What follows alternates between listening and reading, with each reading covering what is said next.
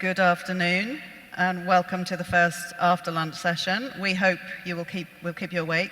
My name's Lucy Kimball. I'm Professor of Contemporary Design at University of the Arts London. And we have two experts here who I'm going to introduce in order. The format for this session is lightning talks, so each of them will talk for about 10 minutes, and then we will have a discussion, and the whole thing will be about 45 minutes. So our first speaker is Dr. Anders Sandberg. He's a senior research fellow كبير at the الباحثين Humanity Institute at the University of Oxford and has a background in computer science and neuroscience. And our second speaker is Josef Hargrave. He's a director at Arup, based in the London office, but with a role for leading Global Foresight. He's also an associate lecturer at Central St Martin's, University of London. So I'm going to invite first Anders to share some perspectives on existential risks. Thank you very much. I'm delighted to be here and be able to talk about doom and gloom and maybe ways around that. So earlier this year, a small asteroid explodes north of Iceland. This happens every day. This was interesting because it was actually detected by radar, and it was actually detected by many missile detection radars. This is significant because it, of course, happens during a period of very high international tension, where Russia is rather worried about various attacks. If it had happened at the wrong time or a little bit more over Russia, then a mistake could have happened and it could have triggered accidental nuclear war. Indeed, they have been close to this many times in the past. So on September 26, 1983, Stanislav Petrov saved the world, quite literally. We would most likely not be here without Stanislav Petrov's work. A false alarm made the Soviet missile defense system think that there was a preemptive American attack. Stanislav's job was to check that the machines were working properly and then make a phone call. This was during an intensely unstable situation, and the very likely outcome would have been that the Soviet Union would have launched a retaliatory strike. Stanislav didn't believe quite that the computers were working as well as they looked, so he held off making that fatal phone call. And he was right.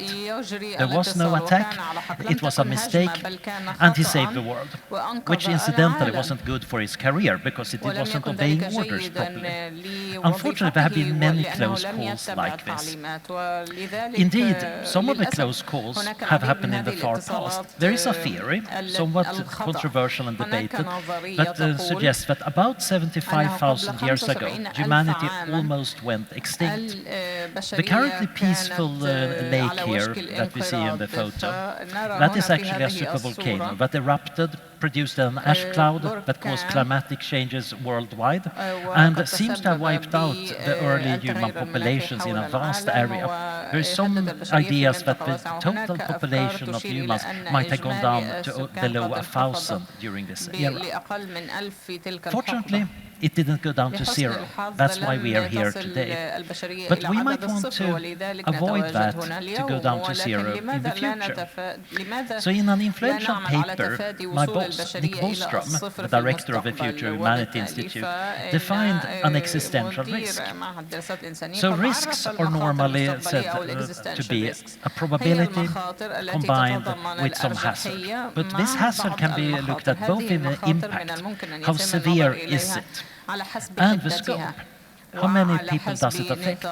And there are risks like walking across the street that might have an impact on our own lives and the people in a car. And they might affect the family for a long time if somebody gets killed.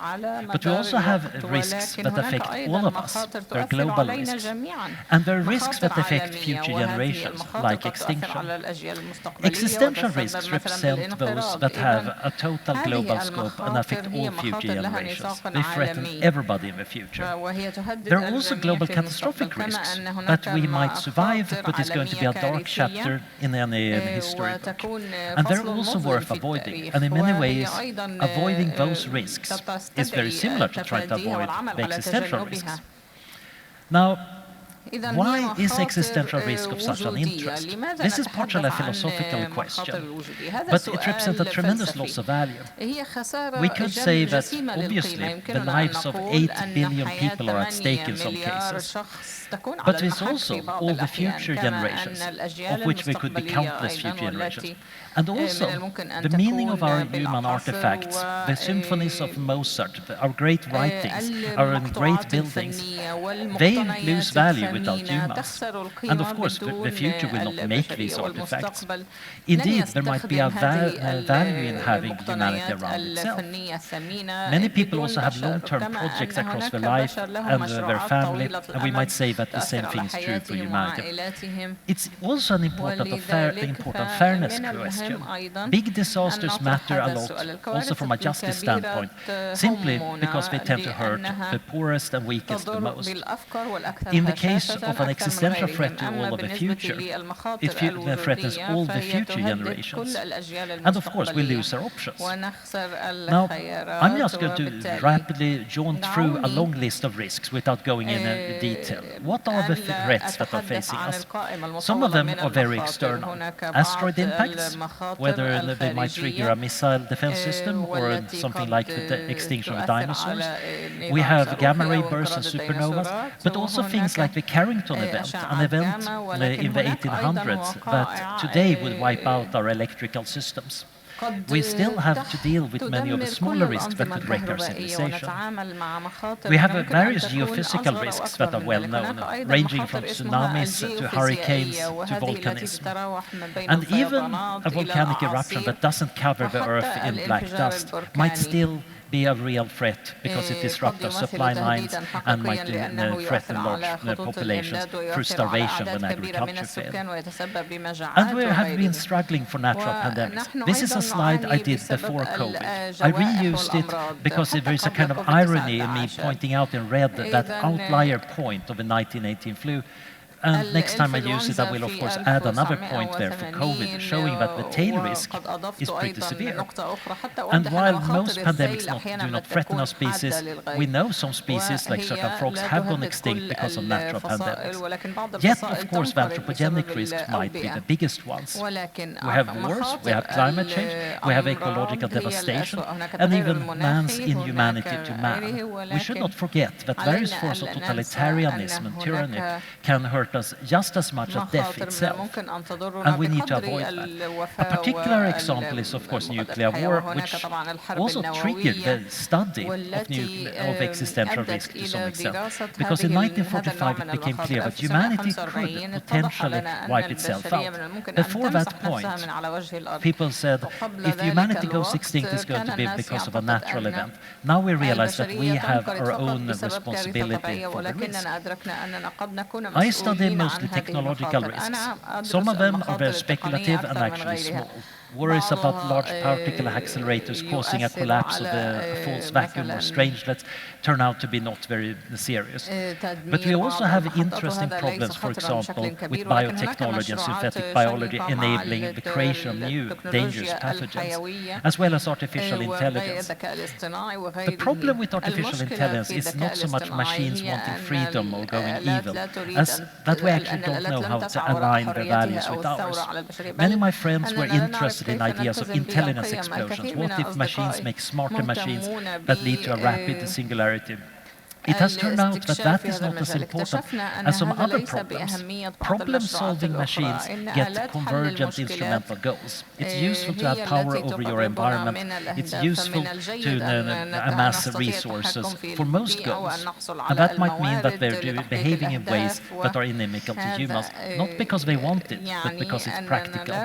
We also know that intelligence and values are orthogonal. That is, you can combine any level of intelligence with any form of of value. And it's surprisingly hard to get the fragile and complex human values into a machine. So much of the research happening now in technical AI safety are trying to deal with these very subtle and complex problems that we didn't know about until very recently.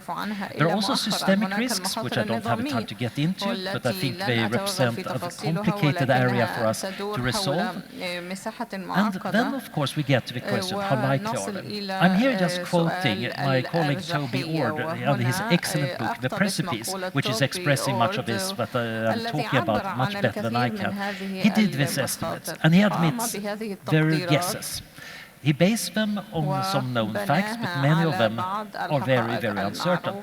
And they should not really be treated as probability estimates, as more as decision aids. We want to figure out where the large risks are and try to reduce them the most.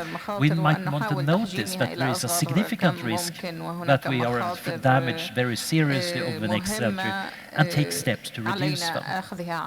Now, it's interesting to notice we haven't known about this risk for very long, and we're discovering new ones at a rapid pace. So we might want to search for them more effectively. We know that the natural ones are much smaller than the anthropogenic. We know that the technological risks are far more unpredictable, but under our control too, and that we might be able to mitigate them in various ways. I'm working with questions like how to stop bad food scarcity cascades.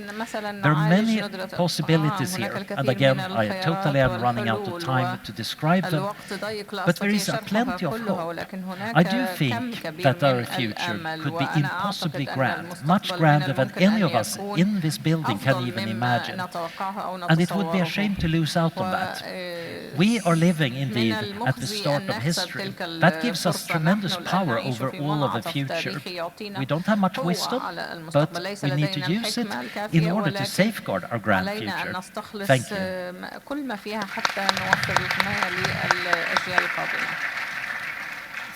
Thank you, Anders. And now our second speaker, Josef Hargrave from Arup. Josef Hargrave. Okay. Thank you, Anders, for that uplifting talk on everything that could wipe us out. Personally, I'm actually not an expert on risk at all. I'm the head of foresight at an engineering firm called Arup, and we think about risk much more in the context of opportunity. Now, before I started working in foresight, I was a biologist, and I studied evolutionary biology. And so I wanted to start with this quote, which I think is really important for us all to consider. And it's by Charles Darwin, and he says, "It's not the strongest of the species that survives, nor the most intelligent. It is the one that is most adaptable to change." And this is then a very interesting question for us. What makes us adaptable as individuals, as organizations, as nations over time? And what can drive adaptive capacity?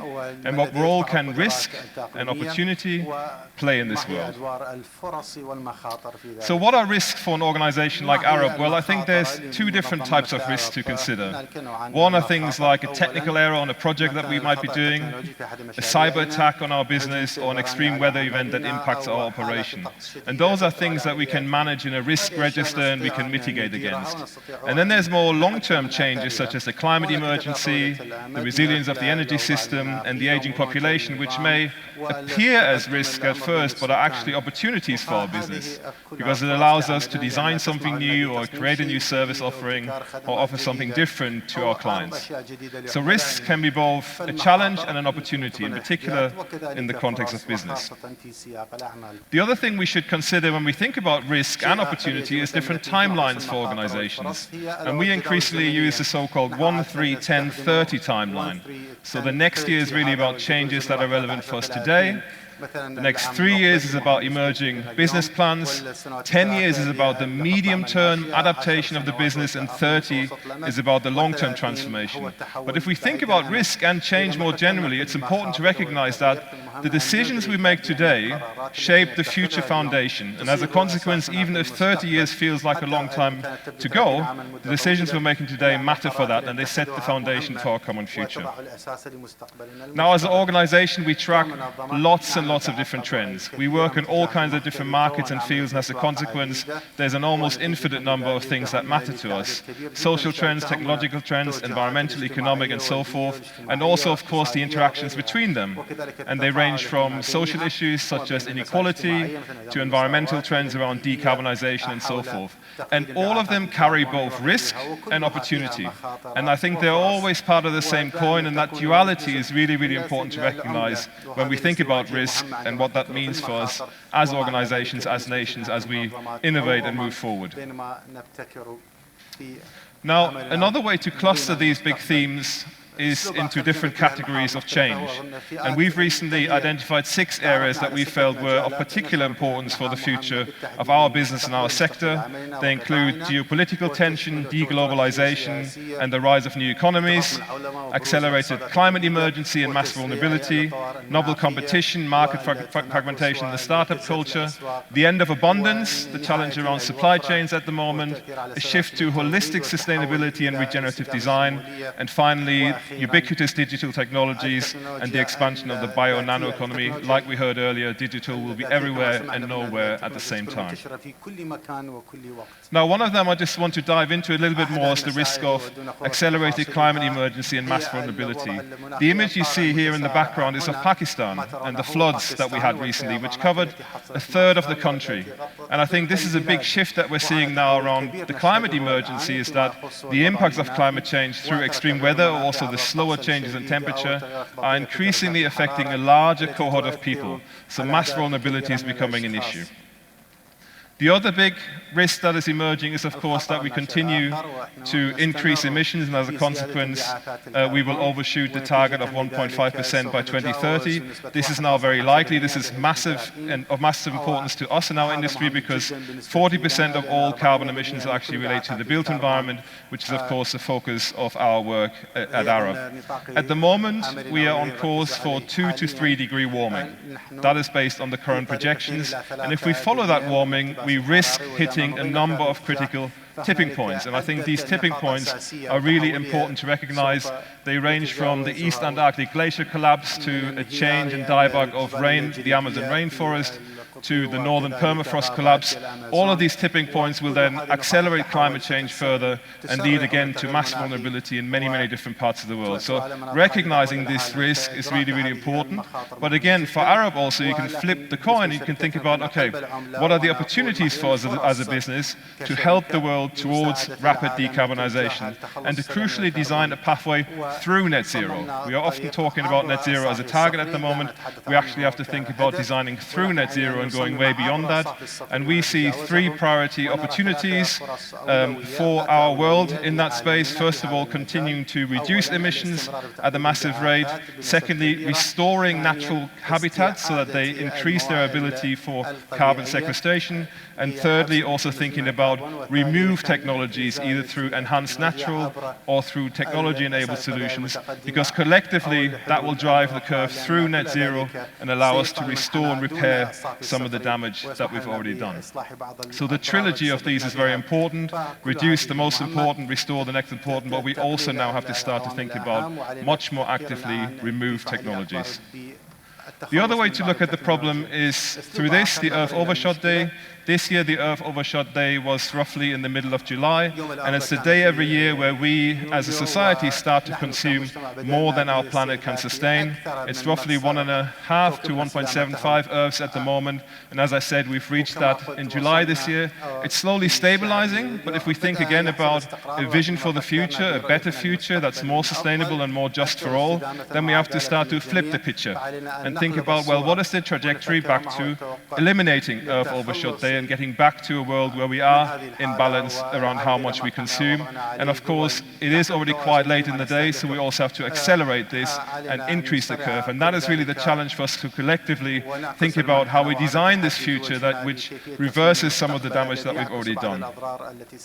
So a concept that we're increasingly driving in that space to mitigate this risk and to focus on the opportunity is the idea of a regenerative future and regenerative design. And this diagram here explains this a little bit. bit. The tiny grey dotted line here, which you can hopefully all still see, is kind of where we are today. We're kind of in the space of green. We're not even sustainable. We are still continuing with planetary degradation. Sustainable gets us back on balance. So this is, for example, net zero waste, net zero carbon, and so forth. But of course, we've already destroyed much of the planet when it comes to environmental degradation, so we have to think about ways to repair and restore the natural environment around us. So this is the shift to restorative design, which will need to happen in the coming decades. And then in the longer term, it's about a regenerative future that really starts to bring together nature and humanity in a much more harmonious way, finds way to be net positive around everything that we do. So, for example, a building that consumes more carbon than it emits, a road that enhances biodiversity, a city that produces more clean water than it consumes. These are all the principles of regenerative design, which I think is absolutely critical if we want to mitigate this risk of the climate emergency and, again, change the trajectory around where we're heading. The other thing we then have to think about, well, what does that actually mean for how business operates and how we act as an organization? And this is not only true for businesses, it's also true for other stakeholders, such as national governments. Well, we have to move away from acting in isolation, and I know this has already been mentioned today already. We have to increase the number of connections that we have, and we have to think much more about how we can enable collaborative change by working together. And this is about breaking up value chains, working across industry groups, and really enabling system change, because this is what the planet needs us to do to achieve the changes, the systemic changes, which are absolutely critical to manage some of those risks. So this is it from me. I think that's fine as a little input, and over to you, Lucy.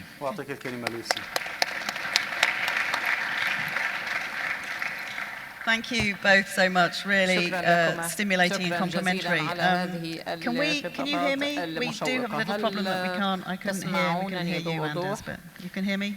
I can hear you. You can hear me. Okay, good. It's an interesting echo, though.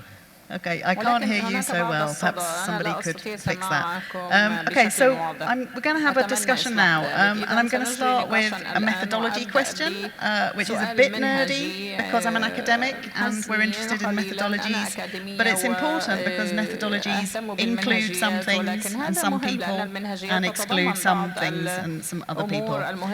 So how is it that you arrived at the existential risks that you identified, and what kinds of knowledge base? I mean, you gave some examples of historical and archaeological, but could you just share with us how you get to the existential risks that you were sharing with us?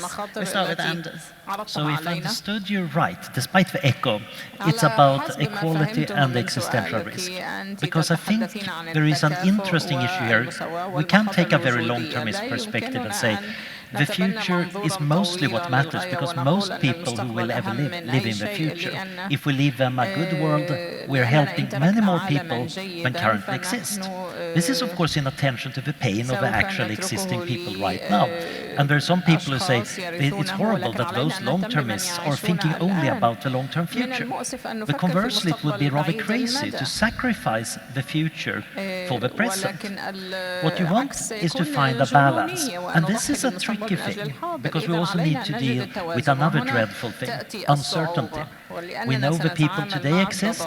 We don't know quite who they are in the future or what the future will be like. Yet, we can do a lot of sensible things. Avoiding having a nuclear war is obviously good for everybody, both existing and future people. There is also this important issue that the poorest are the most vulnerable. Sometimes that's also used as an argument that, oh, we need to improve healthcare system globally because the rich world can't even afford to get the pandemics that emerge in the poor world. That is assuming they will emerge in the poor world. But it's pretty obvious that it's a good thing to make better healthcare, make it cheap enough so everybody can get it. Similarly, we have consideration what some people say, space, oh, that's useless, we need to solve all the problems on Earth. And the problem is, of course, we will never fully solve all our problems on Earth. However, the technology you need for space, really good life support, automated mining, automated manufacturing, automated recycling to a very high degree, closed ecosystems. Once you have them, you can settle Mars to your heart's content, but you also accidentally made the world much safer because we can use them on Earth. So generally, I don't think there is a conflict, but we can easily get into a feeling into a conflict when we talk about the generalities. Once we get over to the practical implementation, what projects are we doing? A lot of the contrast between equality and safety go away. Thank you. I'm just going to reframe the question, showing my Darwinian adaptation, because I actually framed the question about people, and actually it's living systems, as your framework showed and reminded us. So this question about methodology, obviously in what you were sharing with us, you were drawing on the IPCC and so on. But how is it that as a firm, working with your clients across the whole world in many different sectors and markets, so how is it that you identified and got to the results you have? Yeah, I mean, not all risks are created equal in that sense, in that they come from different sources, as we've heard from Anders also. They have different scale and severity, and as a consequence, we also tend to identify risk in different categories in different ways. So as a business, we run a risk register for kind of the more formal risks that I described earlier around, being subject to a cyber attack or technical error on a project. And these are all things that we can imagine and track over time, in a very standardized manner, as other businesses do as well. I think it gets a bit more complex when we talk about risks that are driven by trends or risks that are driven by uncertainties or even by the unknown unknowns, such as wildcards. And there, I think it is about building a capacity within an organization to be ready to receive information about what risks might be facing us and then act upon it. And that, I think that requires a really informed leadership and informed executive groups that talk about change on a very, very regular basis. And that does happen at Arup, which is not necessarily the case in every boardroom, but we have regular conversations about the trends shaping the future of our business. We have regular conversations about what that might mean for our operations, and we have regular conversations what that means in terms of how it translates into, again, both risks and opportunities. These conversations are rarely separated. They are often part of the same conversation. Yeah, so hearing us multiple sort of sources of input and layers of reflection with a strong role for leadership. I want to turn to the question of these risks, which you've identified for us. They've got different impacts on different populations, again, because of unequally. If we look at Pakistan at the moment, 30 million people affected by the recent floods. And when you were showing your graph, Anders, I was thinking, does that count as local? Because it's in Pakistan, but it's 30 million people, and there's loss of life, loss of livelihoods, loss of communities, loss of habitats, loss of learning, all sorts of cultural losses. And these are unequal effects which we're already seeing globally. So how do you articulate, how should we articulate the varying impacts on different communities, different groups, different populations, both those in the present and those in the future? So one of the interesting problems is that the study of existential risk is a very young field. It might sound crazy because every society has been thinking about the end of the world since human culture started. Yet most societies have never really taken it into as something real, something you actually might want to study and do something about. That really started in the 1940s with nuclear weapons and the environmental movement. Suddenly we were aware of our situation. But even then, the idea that we could be a real moral risk came much later. That came from philosophy. And the existential risk studies in the global catastrophic risk community are basically 2 decades old. And right now it's still mostly found in Western academia. It's not a big one. And right now it's much younger than, for example, the environmental movement, that is much better at engaging with local communities, figuring out the local voices, the local problems, and bringing them up on the agenda. I do think that we have an interesting challenge here to try to figure out how to actually frame existential risk and global catastrophic risk in a more local way, and construct also the ways of using local knowledges to safeguard against it. Fairly often, it's people do the facile thing and mention some local practice that is sensible, like having mangrove forests. And then that is blown up as the end all. We have local knowledge on our side, and that's going to avert risk. No, it reduces the risk from hurricanes and flooding if you have a mangrove and so on. But it doesn't remove climate change. It's a good thing, but we need more. And we especially want to use the local knowledge to try to come up with entirely new solutions. This is where we really need interdisciplinary thinking. And the problem is, we're not good at it.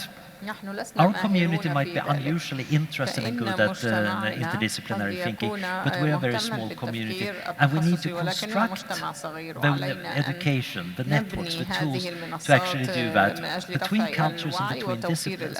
Because quite often we also forget that many disciplines don't get heard, or rather they're talking in their own silos.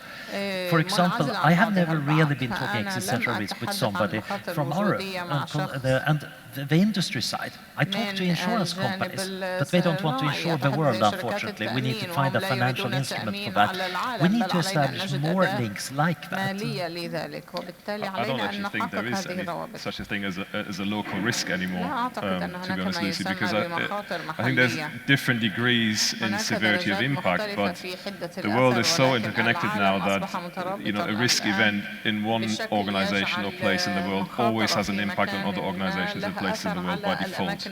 You know, a rise in COVID cases in China today will have massive implications on global supply chains. And so the world is so connected when it comes to how we do business, how information flows, and also how ecosystems work, that I think the idea of a local risk is a difficult one to perceive. I think we're so impacted by what's happening in other parts of the world. So we have to think much more, I think, at the interregional and planetary scale when it comes to managing risk.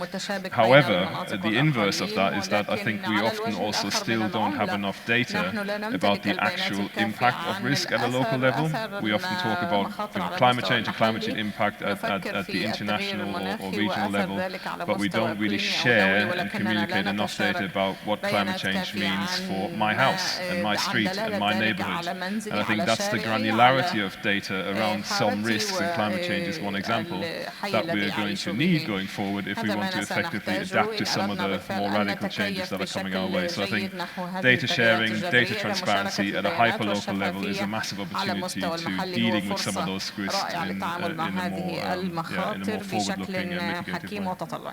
I would like to comment on that. I think the concreteness of data sharing is very important. When you think about climate change in general on the television screen, it's maps of the whole world, but it doesn't affect you. But when you start thinking about that house you want to retire to and realize it might get flooded or might get buried by the desert, as the case might be, suddenly it's much more concrete. We tend to use different construal levels to think about the future, and the future is usually far away at a high construal level. It's abstract, it's clean, it's sleek lines, and it's about everything, except that it's about nothing because it's about everything. Meanwhile, we have our own personal low construal level futures where we care about where we're going to retire, what's happening to my family, what is going to be hurtful for them. At that point, once you internalize some of these risks as a risk to you or your values, you become way more motivated. And I think it's important for us as a community to try to make them vivid in a useful way. Far too often, climate change means that people make some demonstration of how high the water level is. That's not really telling people very much, except the people who have houses below that gets a little bit of an idea.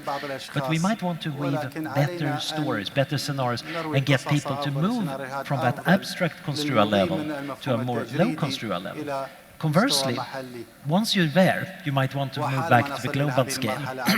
The flexibility to move between these levels is an important thing to teach. And I think our community might actually be good at that, because we quite often move back and forth along that cone of uncertainty. Just building on that, so these existential risks are really hard to imagine and articulate. And I wondered what you thought was the potential for creative arts and design, such as this museum embodies, but also we've heard about, in Amy's keynote this morning, that gap that foresight isn't used. And we've also heard this morning in another session about making the future present, making the future present in the now. So what's the potential for creativity in the arts and design and media to help address some of this resistance and avoidance? I have a great example of that, and that was in the 1980s.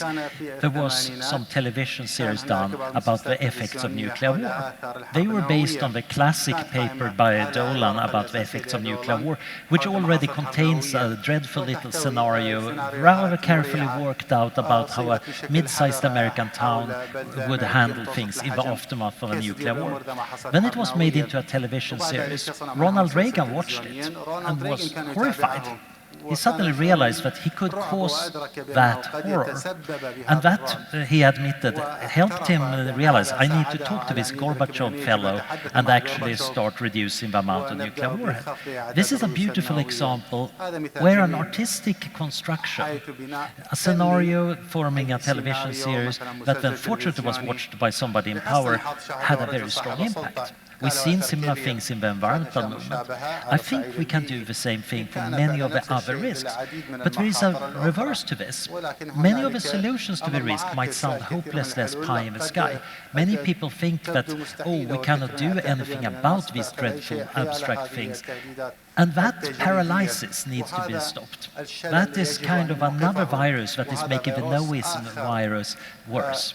We actually need the demonstrations of visions of how to do things, very concrete ones, and this is where art and design really excels. It makes things concrete. It makes you argue with the design and thinking, could I use that? Can I see myself in the near future using that device or that practice? So I think they are very important for making these ideas real. It was a bit of a leading question, Lucy. You're a design and engineering firm, exactly, yeah, so I hope the answers.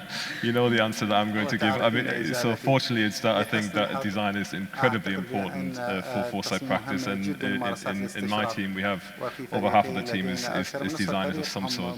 But also, this museum is an artifact of design. It's a beautiful piece of architecture that carries a certain set of messages, and as a consequence, design in this environment is absolutely critical for carrying the message around foresight, around the future, around forward thinking, and the same applies to the exhibition as well. There's lots of artifacts that are design artifacts in there.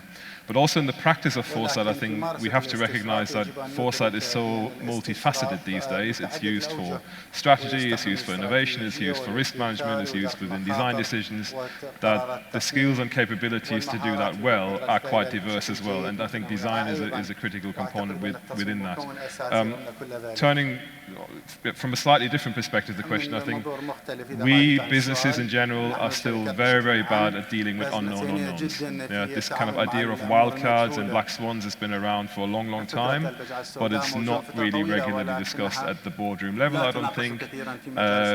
We fail to understand how to prepare for them adequately because they're partially theoretical risks, and as a consequence, they're often ignored. The COVID-19 pandemic is one example of that. For some people, that was a black swan or a wildcard. For other people, it was totally predictable. If you were kind of in the world of infectious hazards and pandemics, it was very, very predictable. But still, kind of governments and businesses were not prepared for an eventuality that was actually quite predictable over time. And I think that's a challenge for all of us as foresight practitioners, in particular this idea of unknown unknowns and wildcards and black swans. What can we do there to manage those better, to plan for them better, and to make them a more inherent part of business and organizational decision making, which it isn't right now. And I don't really have the answer to that, but I think it's an important question for us to ponder. Yeah. So maybe you could just share Anders' perspective on, given that resistance or avoidance and the blind spots and the black swans, the unknown unknowns, what can be done? Your last slide was a bit of what can be done. Maybe you could just share some perspectives. So one of the interesting things about unknown unknowns is that you can suspect they're out there, but you can't see them yet. But you can sometimes cast a net widely and detect things. For example, there are some risks that leave traces. We don't know why a human population might have had a bottleneck, but we can see that it has happened. We don't know why various other hominin species went extinct, but we can count them. And sometimes we can also use other tricks to bound the probability of sets of risks. One of my favorite papers in this genre is a paper by Max Tegmark and Nick Bostrom called How Likely is a Doomsday Disaster? It was published in Nature almost 20 years ago. And they demonstrate mathematically that the timing of Earth puts bounds on a certain risk. This particular risk might not matter very much, and if the probability turns out to be rather low, it's 1 in a billion per year at most. But the interesting thing I noticed was this paper actually bounds an entire category of unknown risks that we have never thought about. All risks of a certain type fall into this category, even the ones we don't know about. And we can still say we know this entire set of risks is less than 1 billion per year. There might be more methods like that. Another thing is to search deliberately for risks.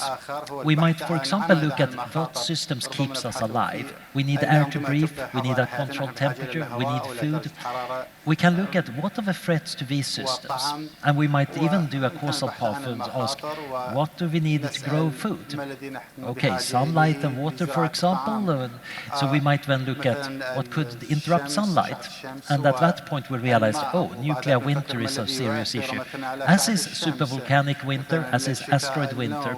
Suddenly we find a pathway that it doesn't matter very much what causes the end of the sunlight. We need to find a way of, if that happens, grow food without sunlight, which is something I'm involved in supporting through a non-profit called AllFed.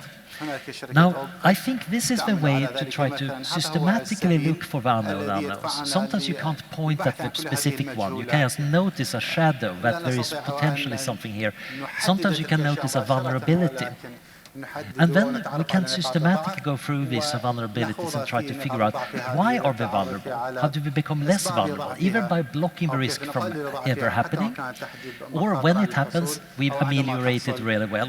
Or sometimes we can't stop it from happening, but we can make sure we have resilience and survival afterwards. Thank you. So our time is up. I'd like to thank our two speakers, and hopefully we'll be able to continue these discussions in the break to look at these incredibly complex and ethical topics around the future in humanity, the institute that, and also the future of the planetary boundaries that we live within and our responses to that. So thank you to our speakers, Dr. Anders Sandberg from the University of Oxford and Josef Hargrave from Arup. Thank you. Thank you, Lucy.